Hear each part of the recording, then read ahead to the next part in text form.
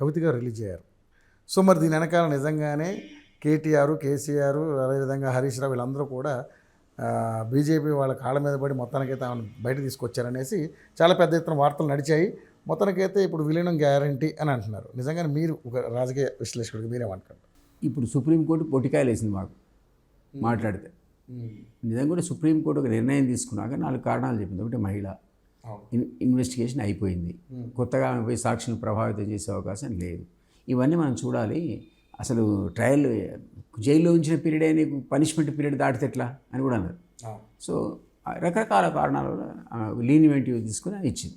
దానికి ఆపాదిస్తే ఎట్లా సుప్రీంకోర్టుకి? మా వాళ్ళు కూడా అన్నారు, ఇద్దరు కుమ్ముకారు అందుకే కాంగ్రెస్ వాళ్ళు కూడా కుమ్మక్కయ్యారు అన్నారు. అంటే ఏమైంది, సుప్రీంకోర్టు మొట్టికాయలు వేసింది. ఏం మాట్లాడుతున్నాడు అని సీఎం నోటీస్ ఇచ్చింది ఆయన మాట్లాడడానికి.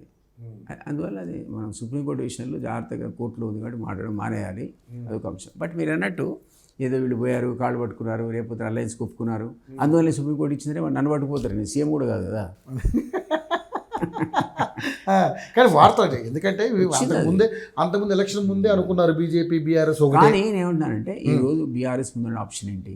39 సీట్లు అనుకున్నాం కదా, ఇక్కడికి వచ్చాక 0 అయింది. 0 దారుణంగా 39 ఎమ్మెల్యే 1 రావాలి, 2 రావాలి, 3 రావాలి, 10 మంది కన్నా 1 రావాలి, 4 రావాలి, 10 మంది ఎమ్మెల్యేల దగ్గర ఒక ఎంపీ సీట్ రావాలి. ఏమైనా దారుణంగా పడిపోయారు. ఈ రోజు వాళ్ళు రివైవ్ కావాలంటే వాళ్ళ ముందున్న ఆప్షన్ ఏంటంటే ఖచ్చితంగా బీజేపీతో మెర్జ్ కావడమే.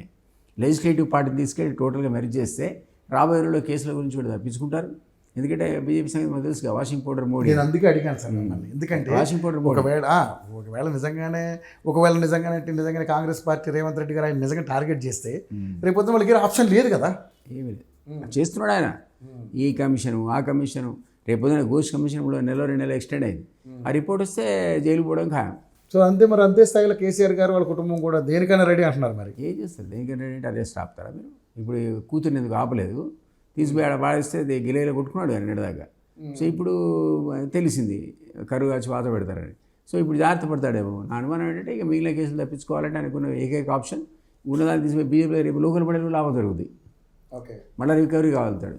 పార్టీని ఉంచుతాడు, లెజిస్లేటివ్ పార్టీ మెరుగు చేస్తాడు తెలివిగా. అది చేస్తే డిస్క్వాలిఫికేషన్ ఎదుర్కోడు.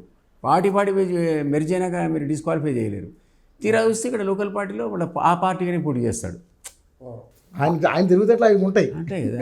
పార్టీ ఉంటుంది, అవతల కేసులు పోతాయి, బీజేపీ కూడా టచ్ చేయదు. ఎందుకంటే మొత్తం ఎమ్మెల్యేలు నీ దగ్గర ఉంటే టచ్ చేస్తాం. అందువల్ల ఆ స్ట్రాటజీలో పోతున్నాను నేను అనుకుంటున్నాను. అదేనండి, మ్యాక్సిమం కూడా బయట కాంగ్రెస్కి వస్తే ఇక్కడ లాభం ఏంటంటే మేము తీసుకోం. అంటే ఒకళ్ళు తీసుకున్నా కూడా చాలామంది తీసుకున్నాం, 10 మంది తీసుకున్నారు, విడివిడిగా తీసుకుంటాం. నిన్ను అడిగి నీ పార్టీని తీసుకోవడం కాదు, మా లాక్కోవడం అనమాట ఆ కార్యక్రమం. అది లాక్కుండా ఉండాలంటే దాన్ని ఆపాలంటే ఆయనకు వేరే మార్గం లేదు. పోండా మీరే పోండి అని చెప్తాడు.